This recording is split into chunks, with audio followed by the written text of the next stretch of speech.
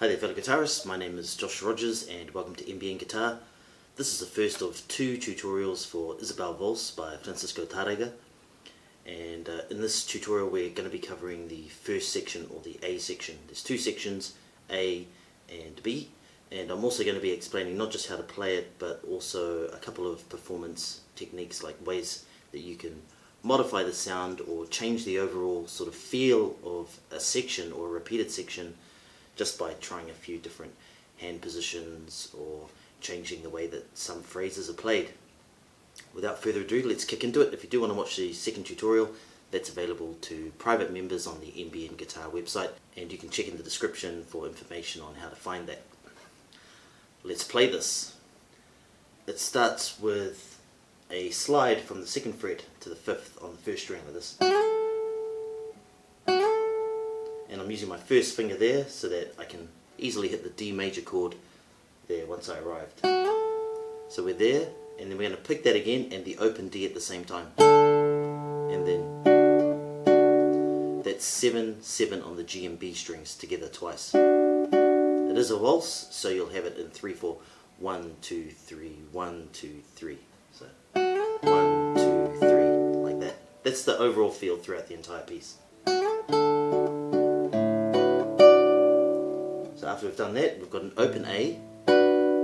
Then we're doing a half bar at the 7th fret, and we pick the first 3 strings together, and then the first 3 strings again, but add your 4th finger onto the 10th fret of the 1st string.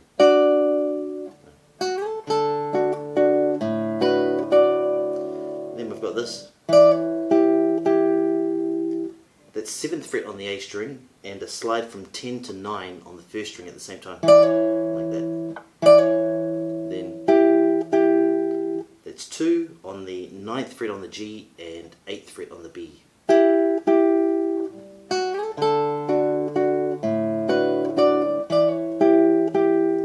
we have, it's open A and a pull off from 12 to 10 on the 1st string. 12 on the B string. Then that's 10 on the B string and 12 on the E string together, followed by it's 12 on the G and 11 on the D together twice. From the beginning.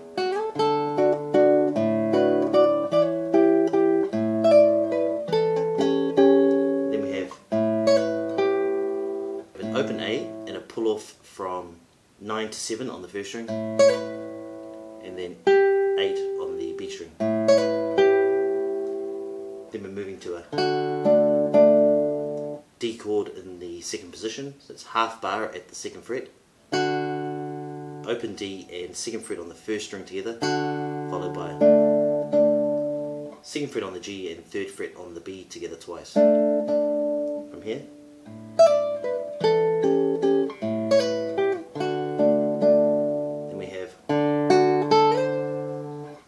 That's open D, followed by 2, 5, then up to the 8th fret, sliding on the 1st string. Then when you get there, we're going to play 6th fret on the A and 8th fret on the 1st string together, then 7 on the D and 7 on the B together, and then those 3 together, 7 on the B, 7 on the D and 8 on the E.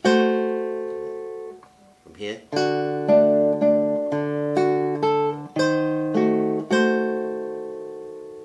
Then we're shifting to a full bar at the 7th fret, and we're playing 7th fret on the 6th string, followed by 7 on the D, 8 on the G, 7 on the E together. So we're following that with 7 on the D, 8 on the G, then 7th on the B all by itself.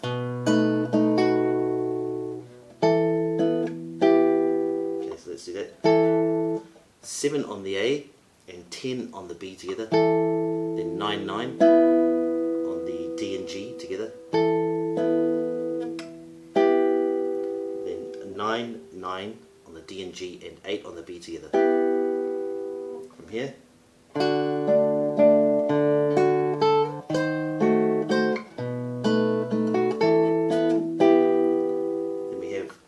and G and B together, and a slide from 5 to 10 on the B string, then to the 8 on the B string, like this. And we have it's a bar across 4 strings at the 7th fret, and we have open A and 7 on the B together, followed by 7 and 7 on the D and G twice together, then that is open A and 5th on the B together, then 5 on the D, 6 on the G together twice, followed by it's a D major chord, so it's 5 on the A, 4 on the D, 2 on the G, 3 on the B together, and then you're going to go descending 2, 4, 5 from G to A. The second part.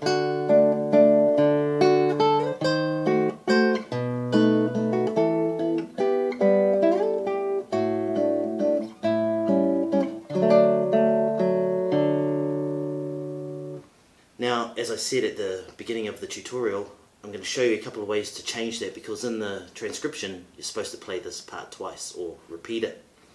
So instead of playing it the same way both times, you're going to play the same notes, but you're going to just maybe play them in a slightly different way. What I do in the full playthrough, which you can also watch here on YouTube, is I play it kind of staccato the second time round, which means the notes are short and detached. That's the official meaning of staccato. So it's better that I play it so that you can actually hear how it sounds. The first time through I play like this. The notes are sustaining and everything sounds sort of nice and flowing. But the second time round I do it staccato like this. I hope you can hear the difference. And the way I'm achieving that is I'm putting my fingers immediately back on the strings, and it stops them from vibrating.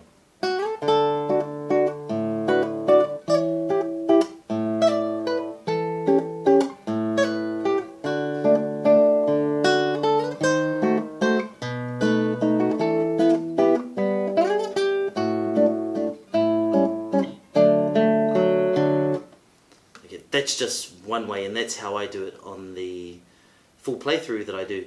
And it's a really good technique to use. Probably one of the best people that does that, and it's so good when he does it, is Julian Bream. He is a master at changing the phrasing, the colour, everything that he does when he's playing the guitar. He's known for it. That's probably one of his hallmark techniques or approaches or ways of interpreting music, is the way that he's able to phrase something and pick out the notes that are really important and then change the way that they sound so that you're always drawn in to the way that he plays. Anyway, that's all from me for this tutorial. All the best, and as you know, let your fingers fly.